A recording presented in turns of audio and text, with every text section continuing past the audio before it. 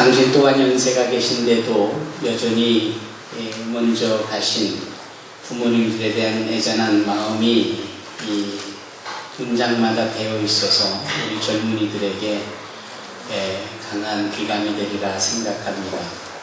하나님께서 우리 사람들이 사람들에게 소위 예의를 갖추고 행해야 될 법도, 규례, 계명을 주실 때 그 첫 계명을 뭘로 주셨습니까? 네 부모를 공경하라, 이 말씀이었어요. 이게 순서로 보면 5번째 계명이지만 첫부터 4번째까지가 사람이 하나님께 지켜야 될 계명이었고 5번째 계명부터 10번째가 사람이 사람에게 지켜야 될 도리와 또 윤리를 말하고 있으니 그 모든 사람의 덕을 끼침에 있어서 가장 근본이 되는 것은 부모를 공경하는 것부터 시작이다라는 거예요. 그리고 이 공경이라는 단어가 바로 무게를 나타낸다는 단어라고 했습니다. 부모님의 배움이 짧다 해도 부모님의 삶이 고단한 연속이었다라 할지라도 그 부모님의 키워주시고 사랑해주신 그 은혜를 잊지 않고 그분의 인생의 무게를 인정해드리는 것, 이게 바로 공경입니다. 항상 저와 여러분들이 오늘뿐만 아니라 늘 부족하지만 부모님과 나눌 시간이 많아지고 또 오늘 이것이 다시금 지난 시간과 앞으로 있어질 일에 대한 귀감과 도전이 되어져서 이후로 더욱더 부모님을 공경하고 부모님께 효를 다하는 저희 모두가 되어지기를 원합니다. 먼저 가신 부모님들이 더 이상 계시지 않아 부모에게 효를 행하려도 더 이상 하실 수 없는 어르신들은 거꾸로 내리사랑으로 자녀들을 축복하고 자녀들을 잘 말씀으로 양육하고 인도하는 것이 또 다른 하나님 아버지 앞에서의 효가 아니겠습니까? 아무쪼록 어버이 주일을 맞이하여서 서로 존경하고 사랑하고 또 효를 행할 수 있는 우리 예수님께서 그 마지막 십자가에서까지도 어머니 마리아를 사랑하는 제자 요한에게 위탁하였던 것처럼 이 효가 우리의 신앙생활에 끊임없이 잊어지기를 주님의 이름으로 부탁드립니다. 오늘 본문의 말씀을 살펴보십시다. 로마서 3장 1절로 4절의 말씀입니다. 사랑하는 성도 여러분, 우리가 좀 남의 말을 귀담아 들을 수 있어야 합니다. 설교자가 설교를 할 때 눈으로 보는 것만이 아니라 귀를 열고 마음을 모아서 들을 필요가 있는 겁니다. 오죽하면 우리가 하나님의 말씀을 들을 때에 로마서 10장 17절 말씀으로 믿음은 들음에서 나며 들음은 그리스도의 말씀으로 말미암는다라고 선포하여 하나님의 말씀을 믿음으로 듣고자 준비하게 하겠습니까? 여러분, 누군가와 소통을 하고 누군가와 대화를 할 때에 그 사람의 말을 진지하게 들어줘야 하는 겁니다.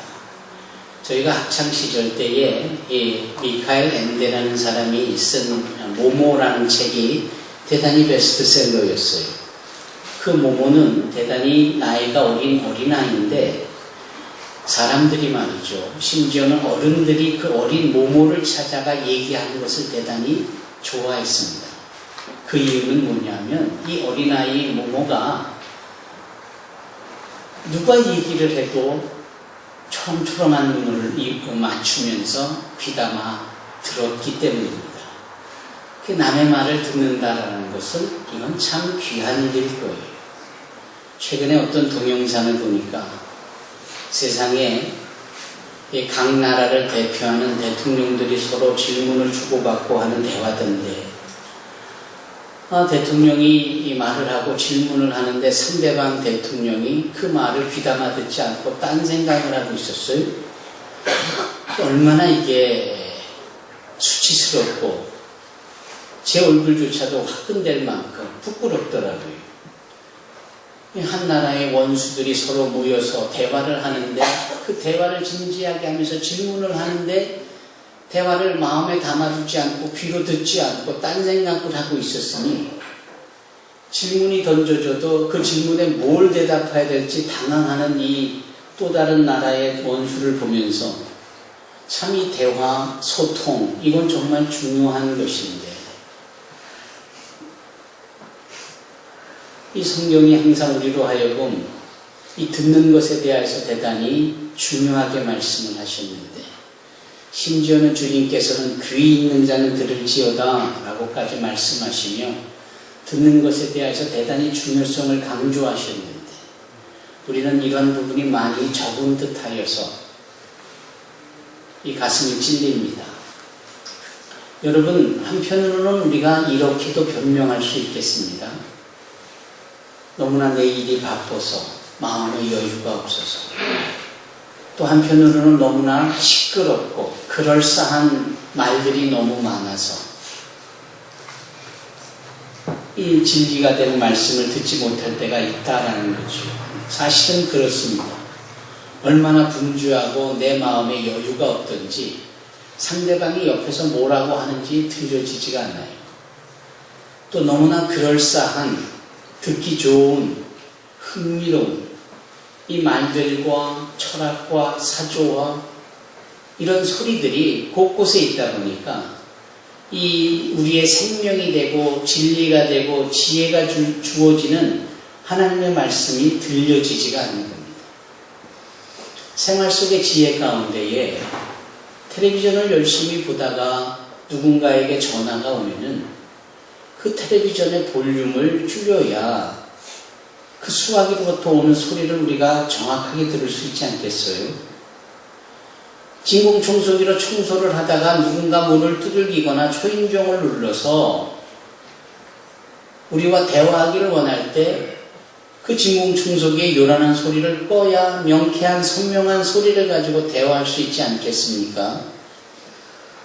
여러분, 이와 같이 바쁜 모든 일정들을 좀 내려놓고 또 그럴싸한 소리에 현혹되지 않고 요란한 소리에 내 귀를 맞추지 않고 잠잠히 나를 준비하고 지켜갈 때 비로소 그 가운데 말씀하시는 주님의 소리가 들려지고 주님의 음성이 선명하게 들려주는 줄로 믿습니다. 내 귀에 안 들린다고 주님께서 말씀을 안 하시는 것이 아닙니다. 그분은 여전히 우리를 만나주시기를 원하고 말씀하기를 원하시는데 우리가 너무 내 생각이 많고 딴 생각으로 가득하여 그분의 말씀을 우리가 듣지 못하는 겁니다. 그러므로 항상 우리의 관심과 우리의 마음이 주님께로 좀 집중되어질 필요가 있습니다. 그럴 때 바빠도 그분의 음성이 들을 수 있고요. 아무리 시끄러운 상황 가운데 있어도 우리의 영혼을 울리고 우리의 양심의 폐부를 찌르시는 주님의 생명의 말씀이 들려지는 겁니다. 여러분, 오늘 본문의 말씀 로마서는 사도 바울이 기록을 했어요. 사도 바울이 기록을 했을 때 그 말씀이 누구에게 대상으로 여겨서 기록을 했느냐 하면 바로 지중해 너머에 있는 저 로마라는 곳에 머물고 있는 로마 교인들에게 대상으로 여겨 말씀을 기록한 겁니다.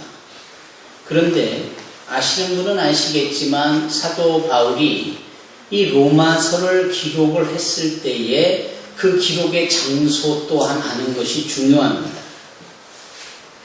놀랍게도 사도 바울은 이 로마서를 고린도에 머물며 이 로마서를 기록을 했어요. 고린도는 도대체 어떠한 곳이었는가?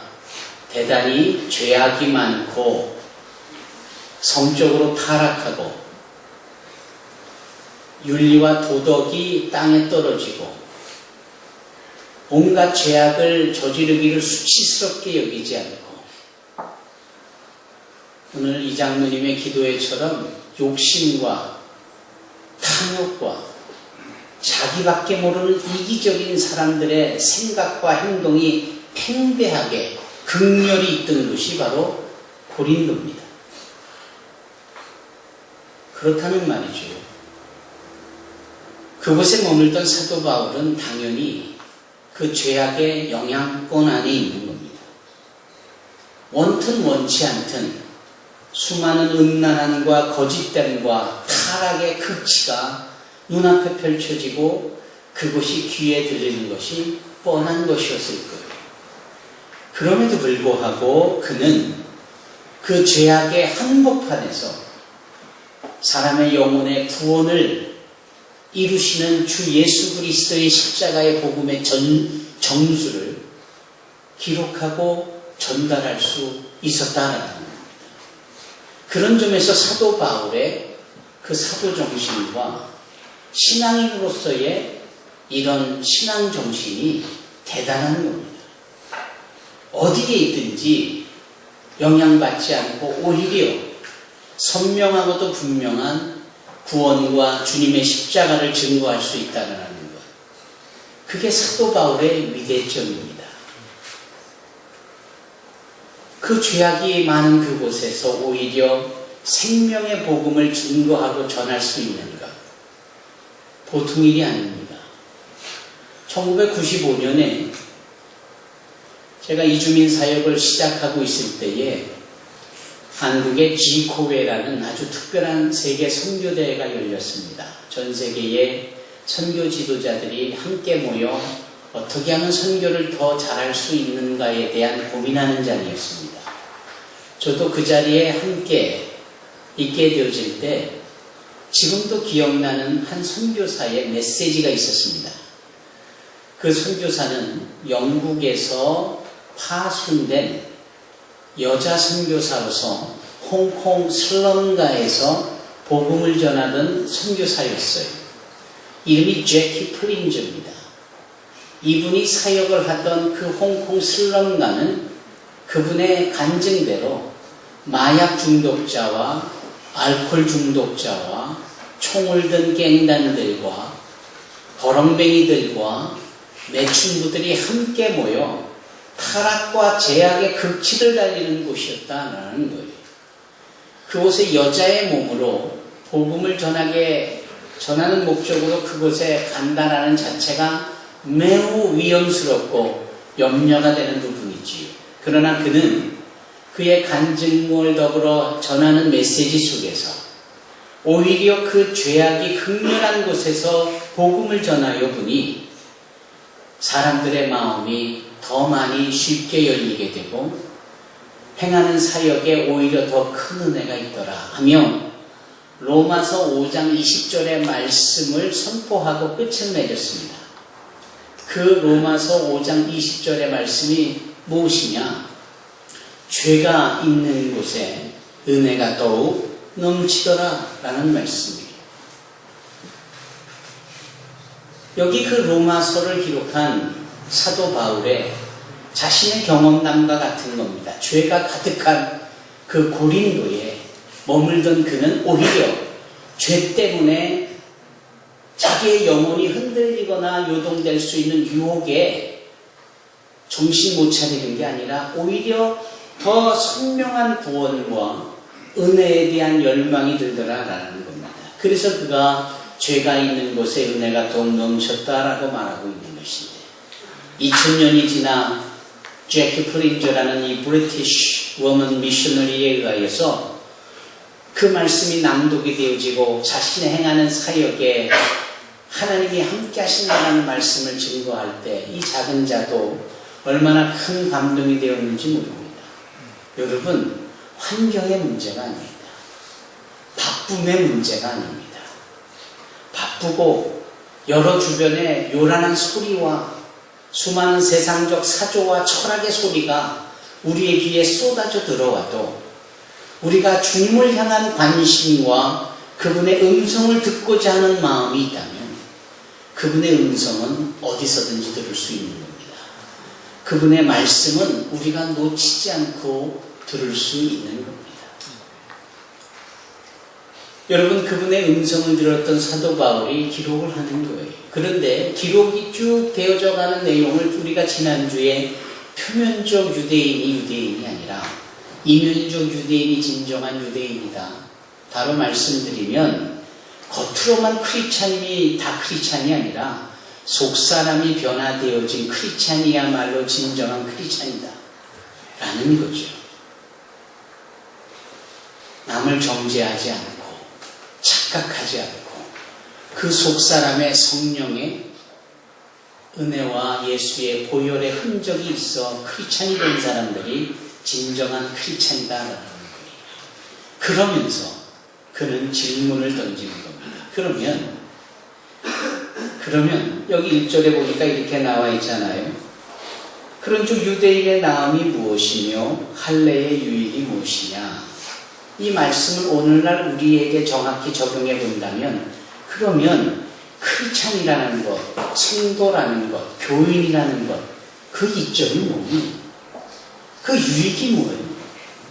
지금 우리에게 질문하고 있는 겁니다. 본인이 죄악이 그 극한 상황에 있는 고린도에 주의 음성을 들을 때 주의 음성이대로 그렇다면 유대인으로서 하나님께 택한 백성으로서의 유익은 무엇이냐라는 그 주님의 음성의 질문을 이 사도 바울이 듣고는 그대로 로마에 있는 유대인들에게 질문을 하는 겁니다. 그럼 유대인으로서 나음이 무엇이며 하나님께 택한 받은 사람으로서의 유익이 무엇이냐? 여러분 한번 대답해 보십시오. 여러분들이 성도입니다. 여러분들이 거듭난 크리스찬입니다. 거듭난 크리스찬으로서 어드밴스가 뭐예요 지금? 유익이 뭡니까? 이익이 뭐예요? 나음이 좀 무엇이 있나요? 이와 같은 주님의 음성과 질문에 우리가 우리 자신을 돌아볼 줄 알아야 되고 점검해 볼 수 있어야 합니다. 여러분 주님의 대화는 항상 이런 식이셨어요. 나지막한 온유한 음성 속에 강력한 질문을 행하는 화법을 구축하셨어요. 그래서 그 질문에 대하여 우리로 생각하게 하셨고 그 질문에 대하여서 우리로 답하게 하셨어요. 그리고 그 질문에 대한 생각과 우리의 입으로 나오는 질문에 대한 답이 얼마나 잘못됐고 주님의 진리에서 멀어져 있는지를 직접 교정해 주시고는 하셨습니다. 주님의 질문은 오늘날 우리의 모든 삶에 각 사람의 영혼 가운데 계속되어질 겁니다. 남녀노소 불문하고 예수를 믿는 우리에게 예수님은 지금도 말씀하고 있는 거예요. 얘야, 네가 나를 믿는 크리스찬으로서 무엇이 유익이냐? 그게 그렇지 않은 자들과 비교할 때 뭐가 좀 나은 거냐? 우리는 뭐라고 대답하여야 할까요? 사도 바울은 여기 2절에 그 답을 줍니다. 2절을 함께 읽어보실까요? 시작. 범사에 많으니 우선은 그들이 하나님의 말씀을 맡았습니다. 이게 유익이다라는 겁니다. 예수를 믿고 성도요 교인이요 크리스찬이라는 신분과 호칭을 지니며 살아갈 때에 그 유익은 말로 다 할 수 없죠. 사도 바울이 그의 제자 디모데에게 경건한 자들이 따르는 유익이 내세뿐만 아니라 금생에서도 유익하다라고 말하고 있는 것처럼 우리가 예수 믿는 크리스찬으로서 받아 누리고 있는 유익은 말로 다 할 수 없을 만큼 많을 겁니다. 그래서 사도 바울은 말하는 거예요. 범사, 모든 일에 많으니. 그런데 그 중에서도 가장 으뜸과 우선으로 여기는 유익이 있으니 그 유익이 무엇이냐? 바로 하나님의 말씀을 맡았다라는 겁니다. 하나님의 말씀을 맡았다. 얘야, 여기 말씀 좀 맡아다오. 위탁해 주신 거죠. 이 말씀을 맡았다라는 것의 의미는 여러 가지가 있을 거예요. 그 말씀이 하나님의 생명과 지혜와 능력이 보장되는 하나님의 성품이라고도 말할 수 있는 겁니다. 더 나아가서는 말씀이 육신이 되어 우리 가운데 오시니가 바로 예수님이신데 예수님을 모시어 환영하고 그분이 나의 삶의 주인이 하시는 것, 이게 바로 말씀을 맡는 겁니다. 더 나아가서는 이 말씀을 묵상하고요, 말씀을 읽고요, 심지어는 우리가 각자의 순서에 맞춰서 성경을 지금 필사하고 있지 않습니까? 이 성경 필사가 하나님께로부터 말씀을 맡은 자로서 누릴 수 있는 특권이 아니고 무엇이겠어요? 세상 사람들이 다 하나님의 말씀을 직접 필사할 수 있을까요? 더 나아가서는 하나님께 말씀을 맡은 이 유익은 그 말씀을 증거하고 전하고 선포할 수 있는 권한을 의미합니다.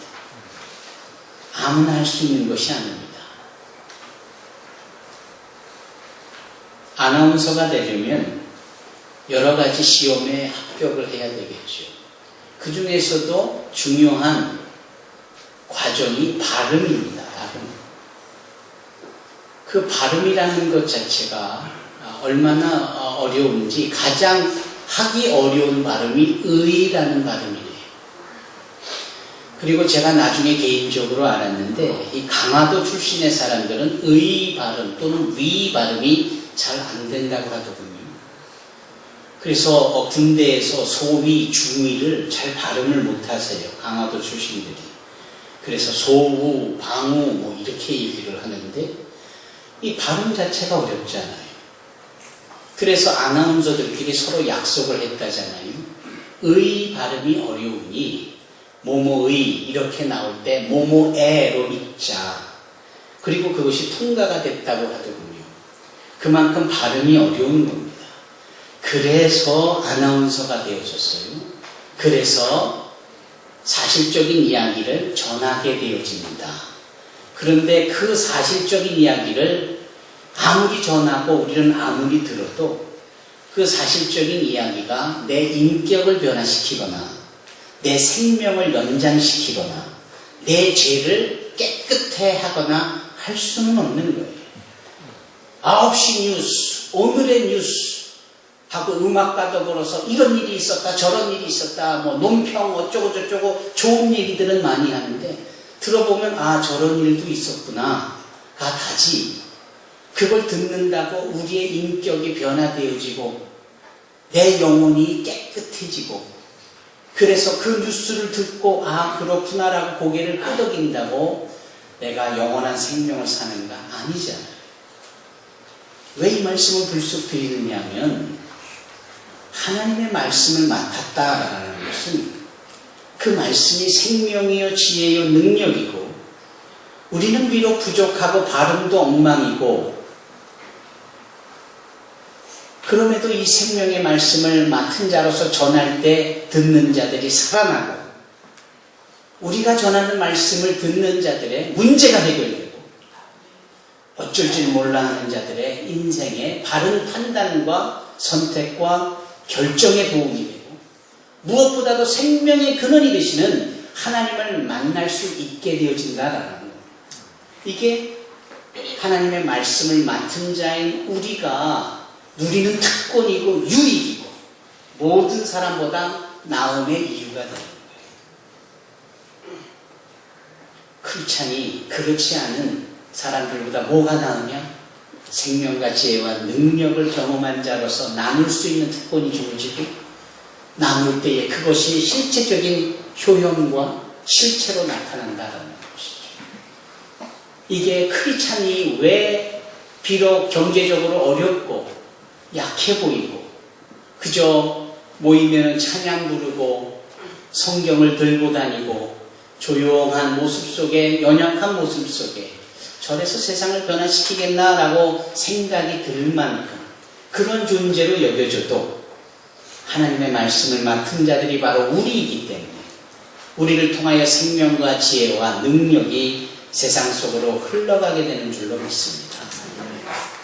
하나님의 말씀을 맡은 자로서 그저 가슴 아파하고 입으로 다 표현 못하여 눈물을 흘리며 저 세월호에 그 재난에 이 국가적 위기에 이 실체의 부끄러운 모습에 가슴 아파하는 이 자체만 가지고도 우리가 하나님의 말씀을 맡은 자에게 우리 주님의 위로가 회복케 하시는 역사가 이 모든 아픔이 전화위복이 되어질 수 있는 귀한 하나님의 계획과 성취로 이어지게 되는 것입니다. 이게 우리의 유익인 것이에요.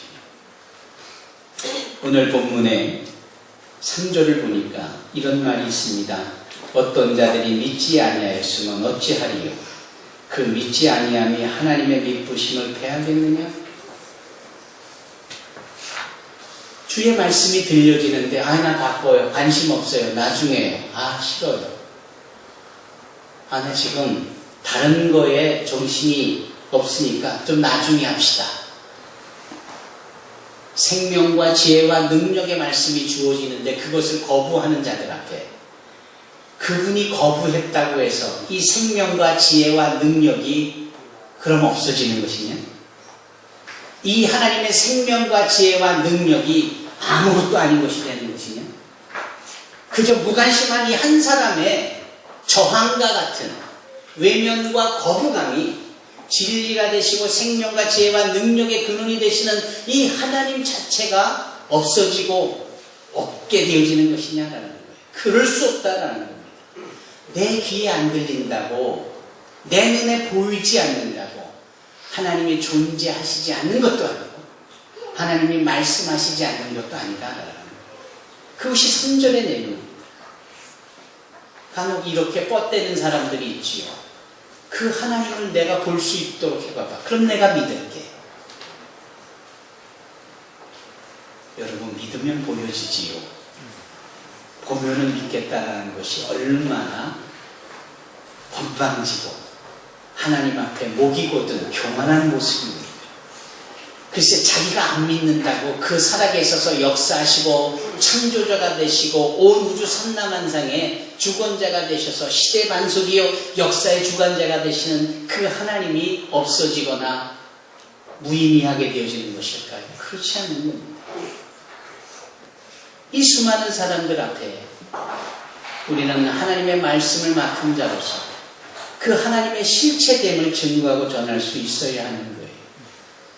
그럴싸한 사람들의 모습 속에서 온갖 거짓과 기본 원리와 원칙을 무시한 자들 앞에 자신의 사리, 사욕과 욕심과 이기와 탐욕으로 인하여서 현저하게 드러난 이번 사건은 모든 자들이 하나같이 불완전한 거짓으로 가득한 존재라는 사실을 알게 되지 않습니까? 명색이 지도자들인데 그네들의 개념 속에는 아주 사소한 자그마한 원리 원칙까지도 지키지 않으려는 악함이 가득하잖아요. 여기 그러한 자들에 대하여서 사도 바울이 말하고 있는 겁니다. 뭐라고 합니까? 사람은 다 거짓되되 그러나 오직 하나님 그분만이 참되도다라고 하시며 이 참되신 하나님이 거짓된 존재들에 없다, 안 보인다, 안 들린다, 나는 몰라 라고 해서 하나님, 참되신 하나님, 공의로우신 하나님의 공의가 사라지고 하나님의 은혜가 없어지는 것이냐? 아니다라는 거예요. 그렇다면 해답은 결국은 무엇입니까? 크리스찬으로서 사랑에 빚진 우리가 그 하나님의 말씀을 맡은 자로서 여전히 뻗대고 아니다라고 말하는 자들에게 하나님만이 진정한 공의와 정의를 베푸실 심판주가 되시며 우리의 삶의 주권자가 되시는 분임을 나타내야 된다라는 것. 일찍이 다윗이 우리아의 아내 밧세바와의 자신의 욕심으로 인해서 죄를 짓고 그 죄가 확산이 되어져서 거짓말도 하고 사람까지 죽이고 그렇게 죄가 커져갔을 때 하나님은 나단 선지자를 보내어 이 다윗의 죄악이 얼마나 극렬한지를 꼬집으셨어요. 심판하시고자 하셨습니다. 그럴 때 이 다윗이 통회자복하며 하나님 앞에 자신의 죄를 고백하였습니다. 그리고 하나님 당신만이 공의로우신 하나님이요 당신만이 심판하시는 하나님이시니 내가 심판하시는 하나님 앞에 내가 공의로우신 하나님 앞에 나의 죄를 고백한다라고 외치고 울부짖습니다. 그것이 바로 시편 51편입니다.